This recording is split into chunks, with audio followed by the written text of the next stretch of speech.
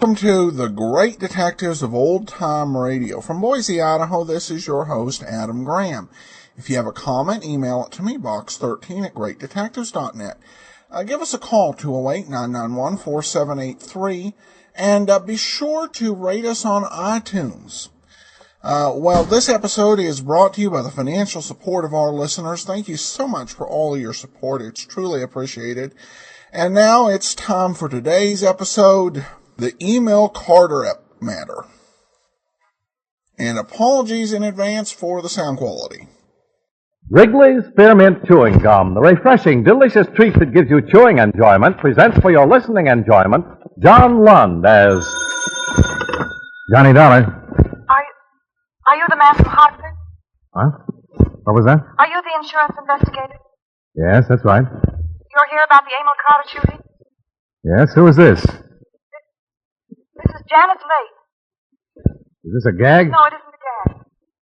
Oh, it's about time you gave yourself up, isn't it? No, I won't, because I didn't kill him. Then why did you take a run out? I don't know. I've done everything wrong, but I didn't kill him. I want to talk to you if you'll promise not to go to the police. All right. I can promise that. How can we work it so I'll be sure? You'll have to take my word for it. I'll meet you any time you say.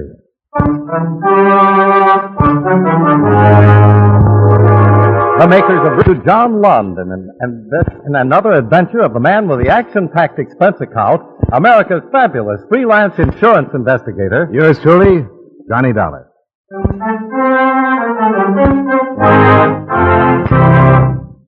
Wrigley's Spearmint Chewing Gum. Spearmint Chewing Gum gives you real chewing enjoyment. Yes, for chewing enjoyment plus Spearmint Chewing Gum. The lively, delicious flavor of Wrigley's Spearmint cools your mouth, helps keep your throat moist, and gives you a nice little lift. The good, smooth chewing of refresh and alert adds. So for chewing, treat yourself often to gum. Healthful, delicious.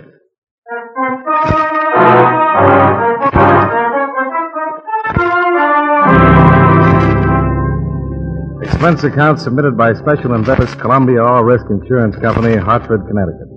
The following is an accounting of expenditures during my investigation of the Emil Carter matter. Expense account item 1, $219. Airfare and incidentals between Hartford and Los Angeles. For a day and a half, the police investigation of the murder of your policyholder had taken the form of a search for the girl who phoned me, Janice Lake. 4 witnesses, tenants in the dead man's apartment house, had seen her running away in the corridor outside his door immediately after they'd heard the shots.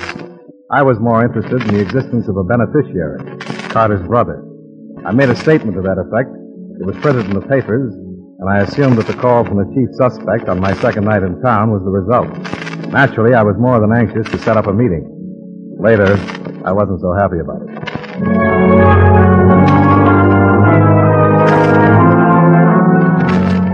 According to arrangements, I cabbed out to the harbor section, a suburb called San Pedro. There I found the address she'd given me, a sporting goods shop in front of which I was to be picked up.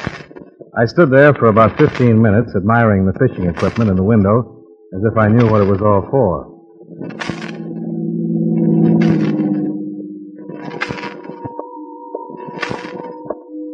You got a match, mister? Huh? Oh, yeah.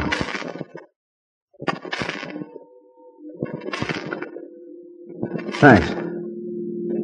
Hey, you planning a fishing trip? No. Why? Just asking. No, I'm waiting for somebody. Oh. You live in the neighborhood? No. I'm from Hartford, Connecticut. I guess you're the man I'm looking for, Dollar. What about the girl that phoned me? I thought she was going to show. She changed her mind. I'll take you to her. Come on, there's a cab around the corner. The cab turned away from the business district and continued along the waterfront toward the ocean. The man, slumped in his corner, looked almost bored, except for the fact that he smoked one cigarette after another.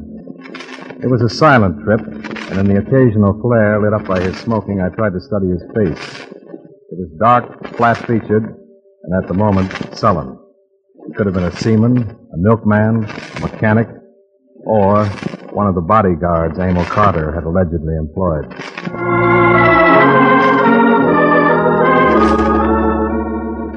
We left the cab in front of an isolated cafe, and he led me down a narrow road to a parking lot near the outer breakwater of the harbor.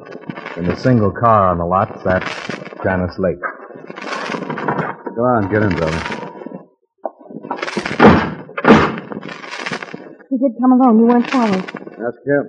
He's gotten out of the habit of trusting people, so I wouldn't understand. I told you could count on my coming alone. I did. Maybe you deserve it, maybe you don't. What do you mean? I've read about your background, your education, start of a good career as a dancer.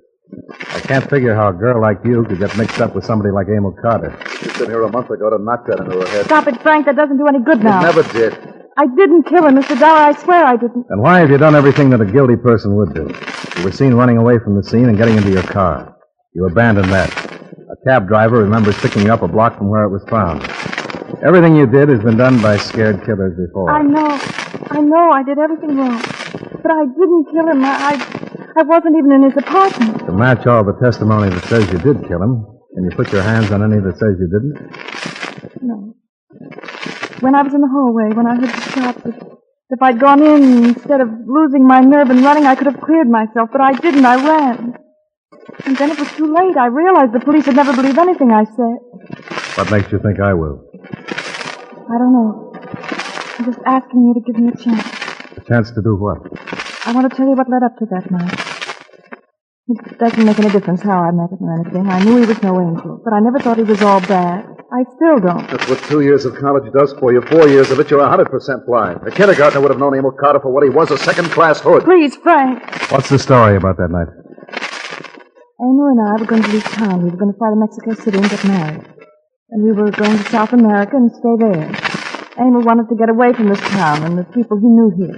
Well, I don't think that's worth much. Is there any way I can check it? Plane reservation? Yes, but I don't think they'll be worth anything either. They're under different names. Why the switch? Emil said there might be people who wouldn't want him to leave, and he didn't want it to leak out. Who was he afraid of? I don't know. He wouldn't tell me. He probably had a big choice. You know who? I'm new in town. Give me time. Okay. What's the rest of it, Janice? We were supposed to have a date that night, but he called it off, but he wasn't feeling so good. At about 10, he called again, but he changed his mind about marrying me. What reason did he give? He didn't give any. He hung up. I went right over to his place to try to find out. When I got there, I stopped right outside his door because I heard him talking to somebody. What about? I couldn't understand the words. I started for the door again, and when I heard the shots, I don't know what happened to me except that I thought whatever was happening was somehow my fault, and I ran. That's all I know. That's all? Yes. Did you hear the other voice? Could it have been a man? I don't know. But there must be a way to find out who was in there with him. Well, I'm only as good as the material I have to work with, and you haven't given me any. You won't try to help? I'll do what I can, but don't go making plans for a happy future. And you won't tell the police? About meeting you? I doubt they'd believe me if I did. Okay, you can phone me if you think of anything. All right. You coming with me, Frank? Now, maybe I can con Dollar into that cafe. I want to talk to him. Can you afford a cup of coffee, Dollar? Temporarily, yeah. I got an expense account. No, let's go. Don't bother memorizing the license number. It won't lead you any place. It's rented. Thanks for telling me. It's not generally known that Janice has a brother, is it? Do you think she has? Well, you're too young to be her father. You don't act like the man scorned. Tell me, why do you think a man killed Carter? I didn't say that, did I? You asked her if it couldn't have been a man in his apartment.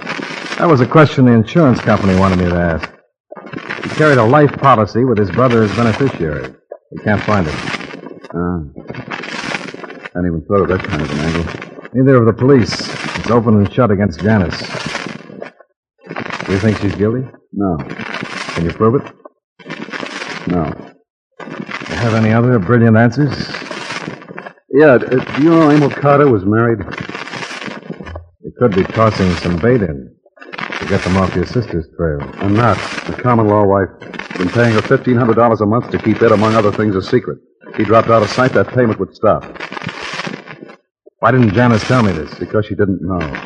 You didn't tell her? No, I had a better idea, but it backfired. Janice has got me to thank for this mess she's in. I tipped Carter's wife that they were leaving for Mexico, but how did I know Janice would go storming up to Carter's apartment? I don't know, but I wish she'd called another detective. Looks that bad for you? Couldn't look worse. What's the name of this, wife? Hazel. She uses Carter? That's right. I guess I'll change my mind about that coffee. Maybe I'll see you again. Sure. Thanks for the trip.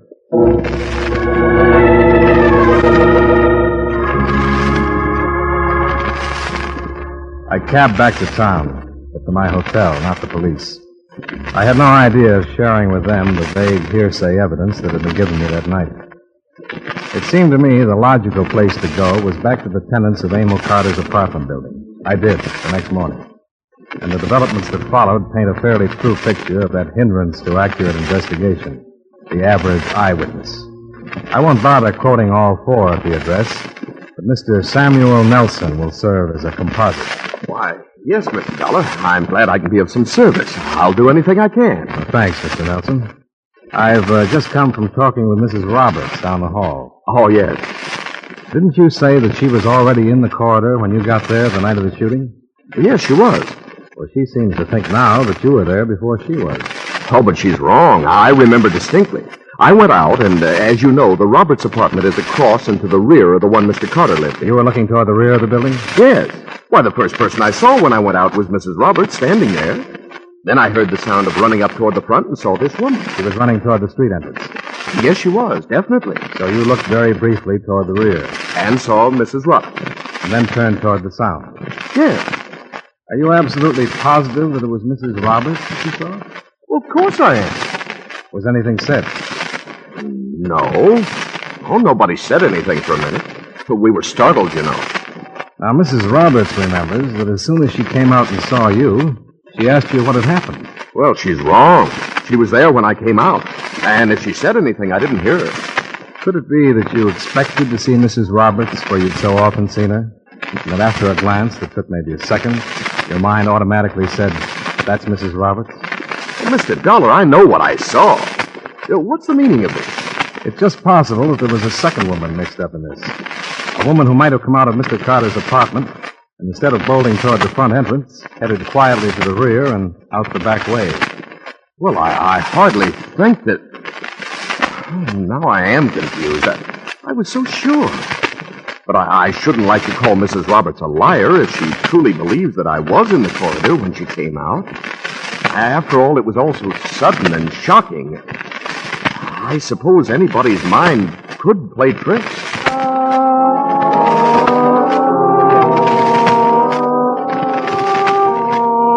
In less than an hour, 4 positive witnesses had broken down in the face of doubt.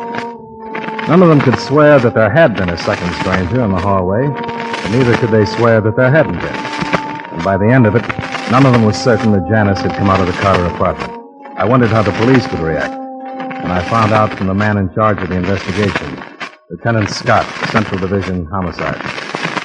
So you broke down their statements. You think that's quite an achievement? I didn't break them down. I asked them if they were sure of what they'd seen, and they said they weren't. Well, I'll lay you 10 to 1 that if I had time, I could go out there and make them swear that their first statements were true. But I don't have time. I've got 3 other cases to work on. Janice Late's life might depend on it. I thought maybe you'd want to be sure. Who can be sure of anything? The DA and a good defense lawyer get a hold of those people, they'll probably tell 2 other versions. That's the way witnesses are. Yeah? What makes you think this late girl is innocent? I didn't say that. I'm still dreaming about an insurance motive. You better drop it.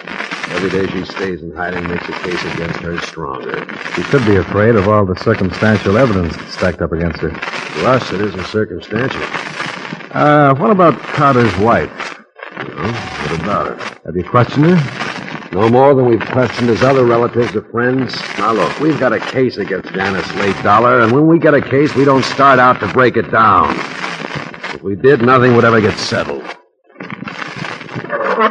Okay, Lieutenant.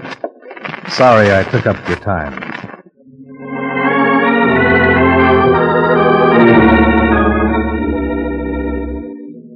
I knew I didn't have a chance of stirring up the police without something positive to offer. I didn't have it when I left the lieutenant's office, but I got it when I stopped by my hotel to check for phone calls. The clerk told me that a Mrs. Hazel Carter was waiting for me in the bar. Second booth to the right.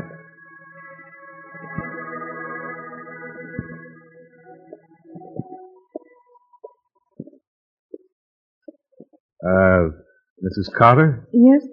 My name is Dollar. Oh, yes. Would you like to sit down? Thank you. Why did you get in touch with me? I think we have a common problem. The death of my husband. I thought you didn't talk about the marriage. I haven't for a long time. Not because I didn't want to.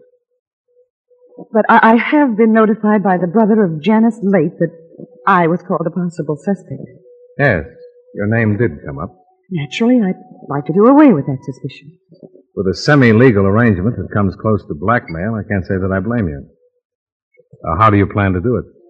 I want you to tell me how to go about offering a reward for any help in bringing about the arrest of Janice Late. Reward or the price of getting the pressure off? Couldn't we go to your room to talk about it? Sure, Mrs. Carter. I'm anxious to hear the amount we're bargaining for.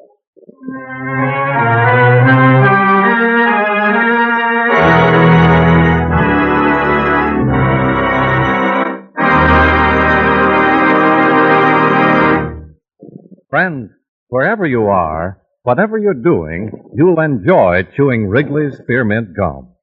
Chew Wrigley's Spearmint while you're working. The lively, full-bodied flavor of Wrigley's Spearmint gives you a refreshing little lift. The smooth, pleasant chewing of Wrigley's Spearmint Gum helps keep you feeling relaxed and satisfied. Makes your job seem easier. Chew Wrigley's Spearmint Gum in your home, when you're out walking or driving, when you're enjoying sports and other activities. Wrigley's Spearmint Gum tastes good anytime, and the natural chewing aids digestion and helps keep your teeth bright and attractive. Yes, wherever you are, whatever you're doing, you'll enjoy chewing Wrigley's Spearmint Chewing Gum. Healthful, refreshing, delicious.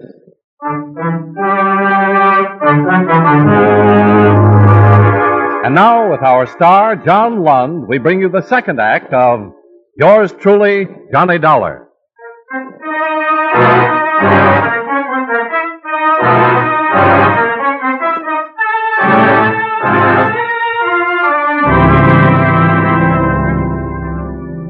Mrs. Emil Carter was a rather plain, brown-haired woman who appeared to be slightly older than her dead husband. As she talked about him in my hotel room, it seemed as though she were discussing something she had lost a long time ago. It was hard to decide whether she was bargaining for a frame to be put around Janice Late or was sincere about the reward. I knew that sooner or later the truth about our marriage would come out. I was almost relieved when Janice's brother phoned and said that he told you. Then at least I had someplace to go. You always had the police.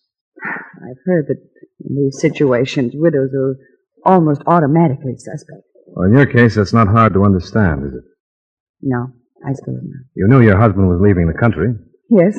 You knew that his $1,500 a month payoff to you was likely to stop. Yes, but I don't see how killing him would change that.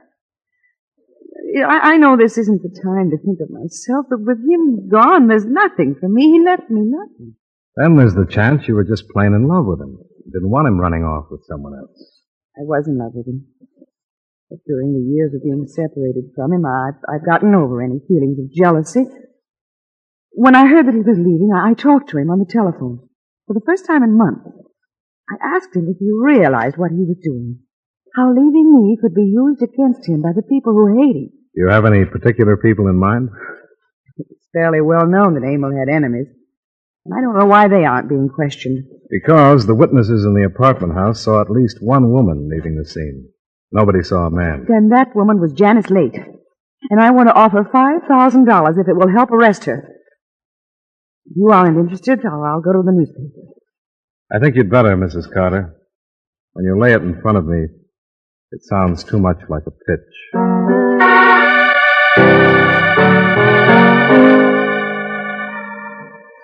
Her story made the front page of the paper I bought under the heading, Cooling Murder Sparked by Reward Offer of Mystery Widow. And strangely enough, it sounded sincere, not slanted toward Janice Late as I'd halfway expected, but offering $5,000 for any information leading to the arrest and conviction of the person or persons guilty of murdering Emil Carter.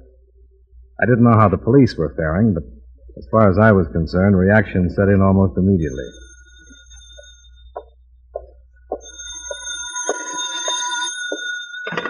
Johnny Dollar. This is Janice Late. Oh? How are you making out? What kind of a trick is she trying, this reward in the paper? I don't know. It's got news value, and she must have laid cash on the line. It might even be on the level. You're crazy. It can't be on the level. You know that. She says she didn't kill him. You talked to her? Yeah, What'd she say? just that. She didn't kill him. I'm surprised that you're so upset about her. According to your brother, you didn't even know about her. He told me about it last night. What's this going to do to me? I don't know. I think you'd better give yourself up. No, I won't.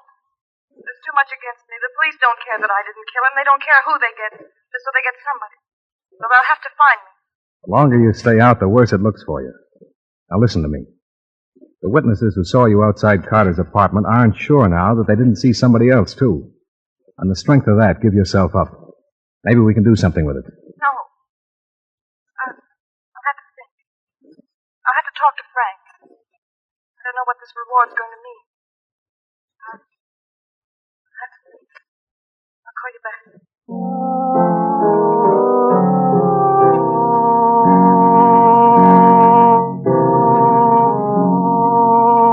The phone rang again about an hour later. I thought it was Janice, but it wasn't. It was Lieutenant Scott. He had a confession to Carter's murder that he wanted to talk to me about. It was made, he said, by a man who claimed that he was Janice Late's brother.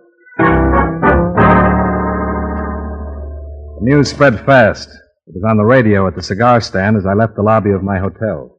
This brother of hers says he knows you, that he met you last night. Yeah, I guess he did. He says you met Janice Late and him at the beach. She phoned me, Lieutenant. Could have been a crank. Could have been anything. Well, I met them.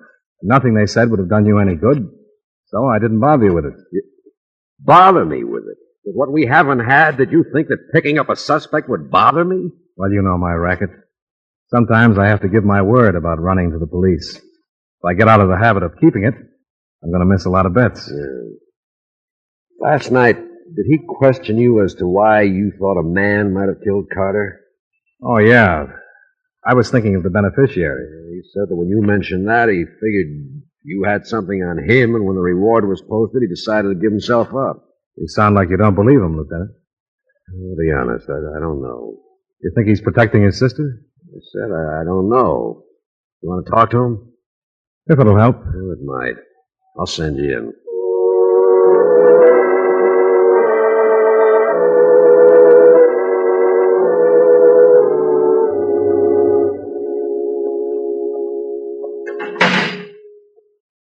Hiya, Dollar.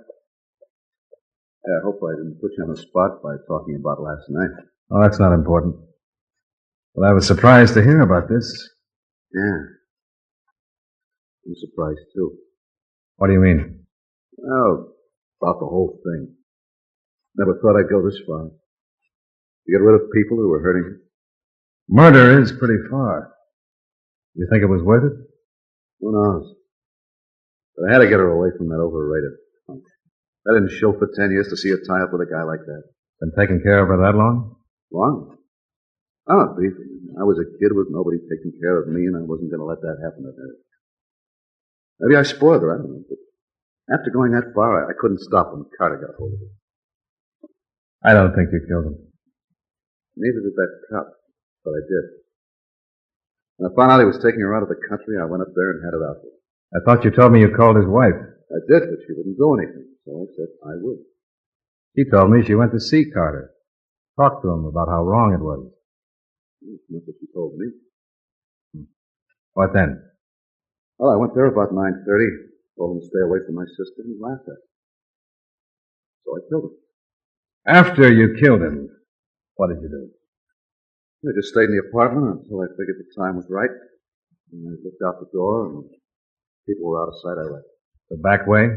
Yeah, that's right. What street did you come out on? Franklin Ave. The back way comes out on Gower. Well, maybe that was it. I wasn't thinking of what street I was in. I don't think you were there. Yes, I was. Janice didn't kill him. You kill something you hate, not something you love, and she was in love with him. Why, I don't know. She didn't kill him, I tell you. I did. $1. Yeah? 2 women shot each other up over in Solano. The address is listed as that of Hazel Carter.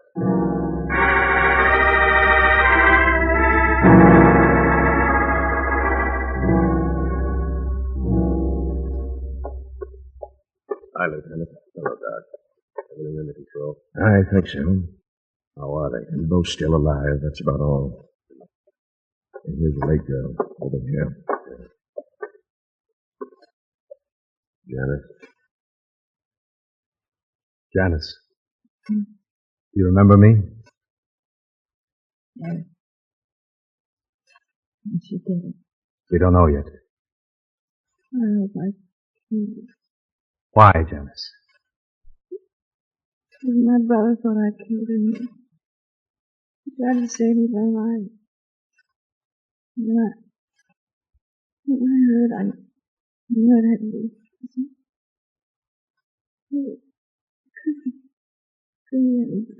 Where do you Where's the other one? Hello, Hazel. But this... Take it easy. Did you kill your husband? Yes. He was getting away with her. I didn't mean to. Going away with her. I couldn't let it.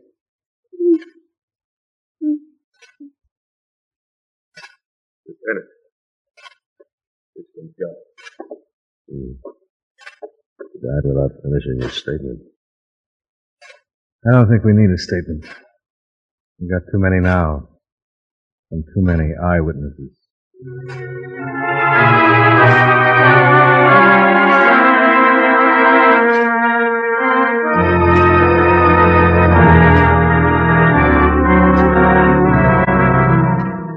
Expense account item 2, $134, miscellaneous.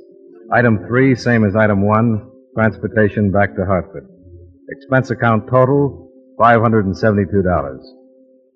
Remarks? Well, I was wrong right from the beginning. I'm not making excuses for it, but I wasn't as far wrong as the brother, Frank. If his false confession had ended it, he wouldn't have taken the rap for his sister, who he thought was guilty, but for Hazel Carter, who he was afraid was innocent. Yours truly, Johnny Dollar.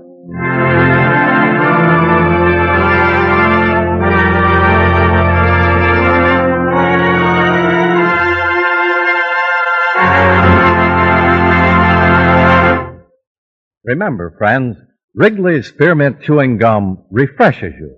Wrigley's Spearmint Chewing Gum gives you real chewing enjoyment. The lively, full-bodied flavor of Wrigley's Spearmint cools your mouth, freshens your taste, sweetens your breath. The smooth, pleasant chewing of Wrigley's Spearmint helps keep you feeling relaxed and satisfied. Makes whatever you're doing more enjoyable. Yes, for refreshment plus chewing enjoyment, treat yourself often to Wrigley's Spearmint Chewing Gum. Millions enjoy it daily. Get a few packages and always keep some handy. That's Wrigley's Spearmint Chewing Gum. Healthful, refreshing, delicious.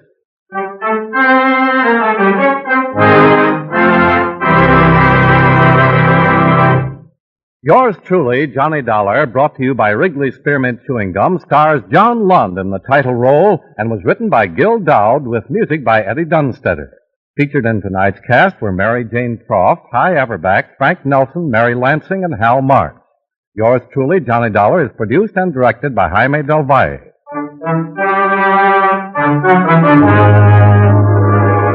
The makers of Wrigley's Spearmint Chewing Gum hope you enjoyed tonight's story of Johnny Dollar and that you're enjoying delicious Wrigley's Spearmint Gum every day. This is Charles Lyle inviting you to join us again next week at this same time when from Hollywood, John Lund returns as Yours truly, Johnny Dollar. This is the CBS Radio Network.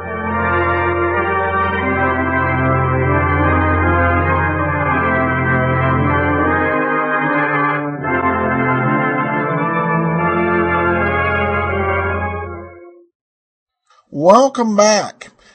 This is another one of those scripts that was revised. Some of the revisions here are kind of interesting. The big revision, there are some changes in the plot, but the big revision was kind of a gender reversal situation. This story aired in December of 1951 as the Alma Scott matter. And basically, they flipped the gender of the characters. Emil became Alma, brothers became sisters, but pretty much the same plot. I've never seen a site reverse things just quite like this, so this was an interesting turn, I guess. All right, now we turn to listener comments and feedback. Jeremy says, Adam, love your show. Have you ever thought of adding Casey Crime Photographer? My mom got me listening to it. Keep up the good work. Well, thanks so much, Jeremy. And I have it on the list of shows that I'm going to do. It's still going to be a while yet till we get to it. So, thanks so much for listening, both you and your mother. It's truly appreciated. All right. Well, that will do it for today. We will be back on Monday with Barry Craig, and on Friday with another episode of Yours Truly, Johnny Dollar. Also, we have our video theater. This one's more of I was on the border about doing it, but it's got William Gargan in it, and it may be a little bit more of a crime story than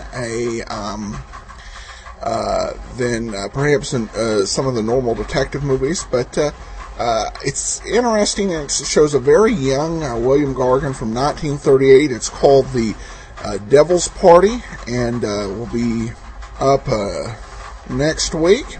In the meanwhile, you can send your comments box 13 at greatdetectives.net. Follow us on Twitter at Radio Detectives. From Boise, Idaho, this is your host, Adam Graham, signing off.